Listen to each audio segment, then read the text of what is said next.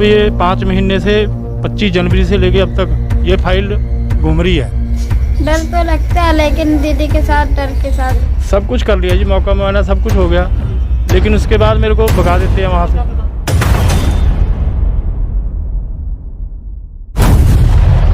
सरकार बड़ी बड़े दावे तो करती है, ये कर देंगे वो कर देंगे, कौन मेरी कोई सुनवाई नहीं करता।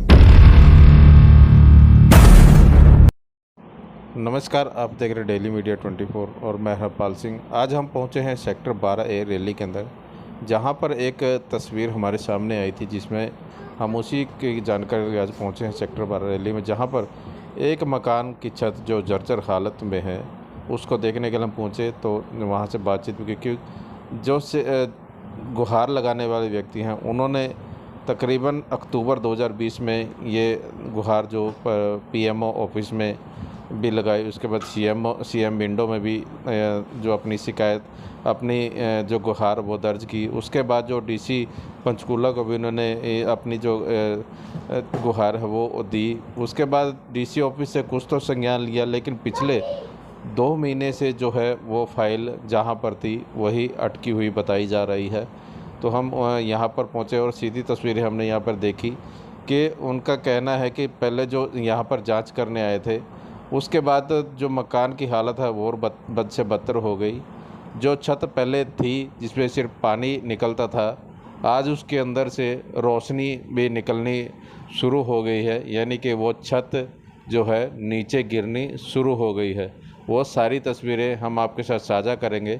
उससे पहले हम यहाँ का देखते हैं हालात क्या है, क्योंकि इन जो गरीब परिवार है, एक तरफ से प्रशासन जो है ये कहता है कि हम हर किसी को रहने के लिए छत देंगे, जो फ्लैट देंगे, लोन की सुविधा जो सरकार ने शुरू की है, तो हर तरह की फैसिलिटी जो सरकार दे रही है। लेकिन यहाँ पर जो है हम सरकार की जो है यहाँ लापरवाही देखने को मिला कि सरकारी अधिकारियों की लापरवाही देखने को मिल रही है कि इतना कुछ होने के बावजूद भी, यहाँ पर विज़िट करने के बावजूद भी जो इनका मुआवजा है आज वो लटका पड़ा है पिछले कई महीने से।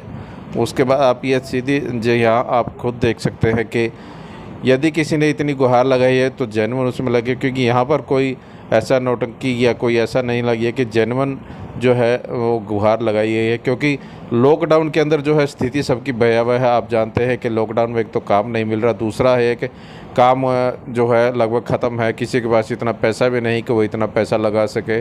तो उन्होंने इसी माध्यम से, क्योंकि पहले उनकी फैमिली भी यहाँ पर, उनके बूढ़ी माता भी साथ रहती थी, लेकिन वो भी बीमारी के कारण जो है चली गई। उसके बाद हम ये लेकर चलते हैं, हम इस कमरे के अंदर यहाँ की तस्वीरें हम दिखा रहे हैं। ये आप देख सकते हैं सीधी तस्वीरें, हम ये छत की तस्वीर दिखा रहे हैं जहाँ पर जो है पहले सिर्फ पानी निकलता था, लेकिन आज की डेट में है यहाँ पर से रोशनी निकलनी शुरू हो गई है।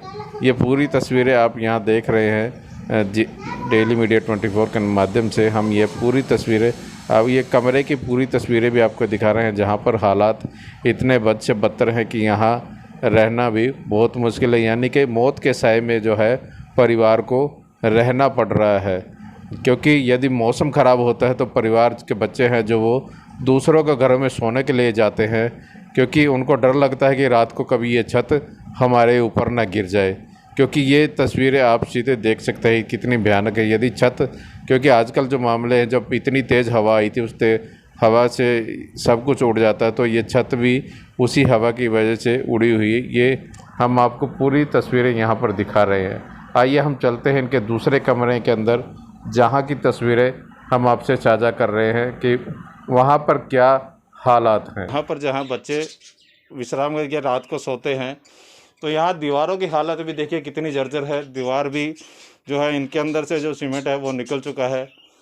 छत की हालत देखिए आप, ये छत का क्या हाल है। यदि यहाँ कोई इस मानसून के सीज़न में यदि कुछ होता है तो उनका कहना है कि यहाँ से भी पानी नीचे आता है, और बिल्कुल इस छत का भी गिरने का जो है टाइम लगभग आ चुका है। कड़ियाँ देख सकते हैं कि कैसे जो कड़ी है ये टूटी हुई है, यानी कि मौत के साए में जो है ये परिवार जो है आपको नज़र आ रहा है। क्योंकि यहाँ की स्थिति जो भयावह है, यहाँ जो हर चीज़ जो है, दीवारें भी जर्जर है, छत भी जर्जर है। तो ये सारी स्थिति आप देख सकते हैं कि सामने तस्वीरों के अंदर।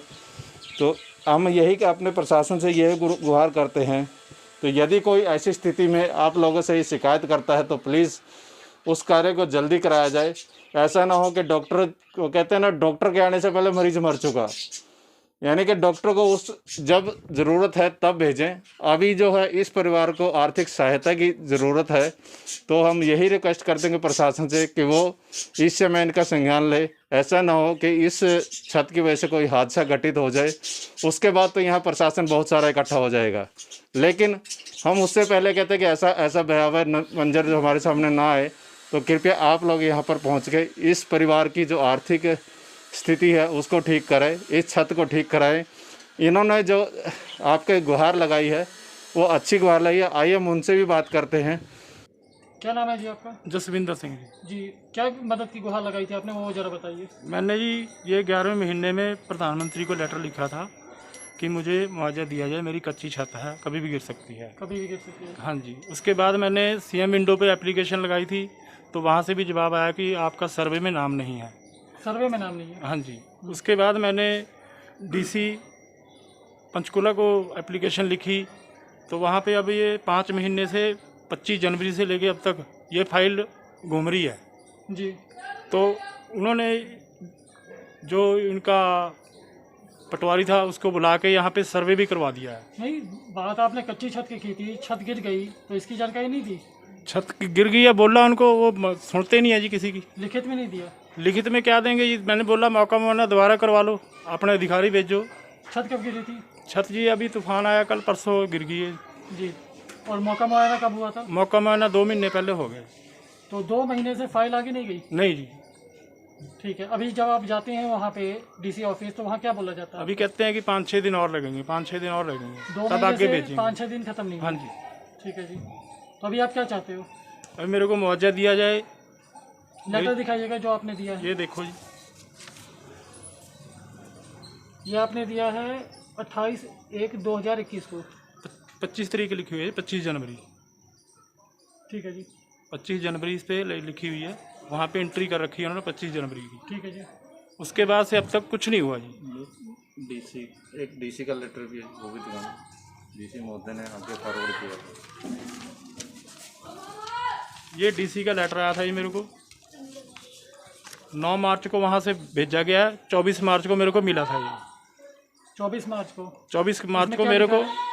इसमें लिखा हुआ जी, ये कच्ची छत करवाने हेतु प्रार्थना पत्र जसविंदर सिंह रेड्डी। सरकार द्वारा जो जारी गाइडलाइंस है उसके मुताबिक आपका मौका मुआयना करके सब कुछ कर लिया जी, मौका मुआयना सब कुछ हो गया जी, लेकिन उसके बाद मेरे को भगा देते हैं वहाँ सहायता से। प्रदान की जाए ऐसा लिखा है। हाँ जी, वहाँ से भगा देते हैं जी मेरे ये को। कौन सी डेट की बात है? ये जी 24 मार्च की जी। तो अभी तक सहायता नहीं मिली? नहीं जी।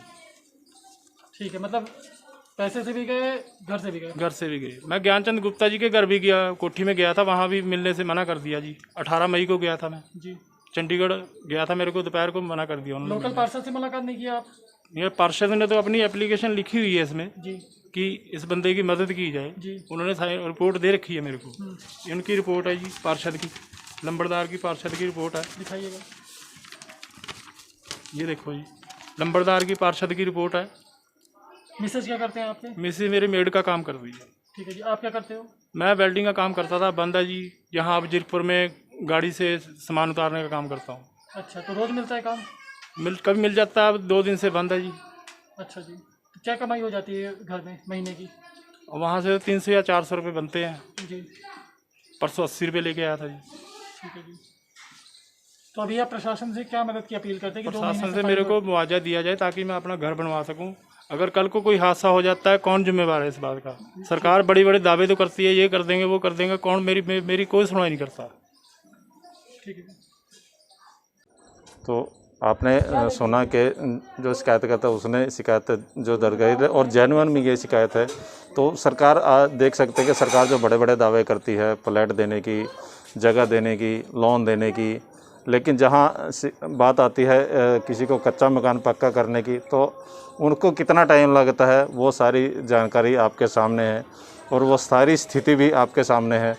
तो हम अपने चैनल के माध्यम से प्रशासन से दोबारा यही गुहार लगाते हैं कि यदि कोई ऐसी स्थिति आती है तो उस पर जल्द से जल्द संज्ञान ले और हमारे चैनल को जो हम दूसरे उनसे भी कहते हैं कि जो हमारे दर्शक हैं उनसे भी कहेंगे आप चैनल को लाइक करें, सब्सक्राइब करें और ऐसी न्यूज़ को हमारे साथ जल्द से जल्द शेयर करें ताकि हम उस न्यूज़ को प्रशासन तक पहुंचाएं आप लोगों के माध्यम से। तब तक के लिए नमस्कार, जय हिंद।